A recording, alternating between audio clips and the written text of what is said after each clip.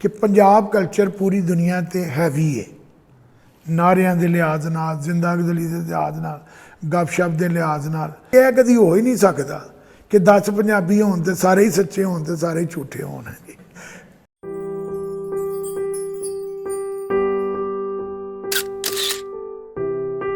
साडा एक अपना सी कि बई अगर मैच हो रहे ने शारजे दे विच, उदों शारजा स्टेडियम सी, दुबई या अबू धाबी का स्टेडियम नहीं सी बनया, तो साडे एक ग्रुप सी सियालकोट के दोस्तों का 10-12 का जोड़े कोई नौकरी असी कर रहे थे या बिजनेस कर रहे थे, तो असी कहते सा कि सानू कुछ ना कुछ जना करदे रहना चाहिए। अगर क्रिकेट मैच शुरू होए ने, पहले असी हाकी के मैच देखते हाँ दोस्तों के, फिर जो क्रिकेट के शुरू होए तो असी दोस्तों ने ये आपस तैया किया कि बई अगर टीमां दे मैच होए, अगर इंडियन लोग अपनी टीम नूं सपोर्ट करन जाणदे तो असी अपनी टीम नूं सपोर्ट करन जरूर जावांगे। और फिर असी जाते रहे और साडा एक ऐसा ग्रुप हुंदा सी जिहड़ा बड़ा फेमस होया कि भी असी मैं बड़े फखर दे नाल कहना, मैं दुनिया फिरिया दा कि पंजाब कल्चर पूरी दुनिया ते हैवी है। नारियां के लिहाज नाल, जिंदागदली के लिहाज नाल, गपशप के लिहाज नाल। मतलब हुण मैनूं एक वाकया बड़ा अच्छा याद है, मैं कभी भी नहीं बयान किया कि पंजाबी जिते भी रहंदे ना, वो अपना रौनक मेला ला ही रखन दे हैं जी, कुछ ना कुछ अपना सिलसिला चला ही रखन दे। हुण मैं दुबई नौकरी करके आया 25 सालों, तो मैनूं उत्थे 47 साल हो गए ने आंदियां जांदियां, लेकिन दुबई दे विच एक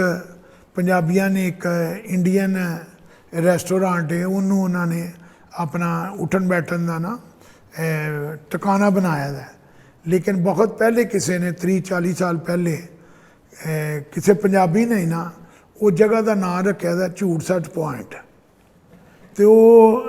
वजह उन्होंने यह दसी दी है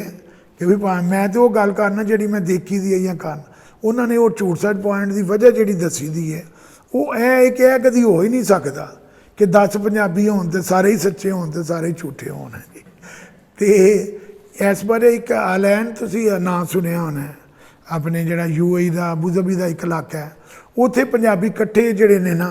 हुंदे सन, गपशप लांदे सन। तो वो फिर एक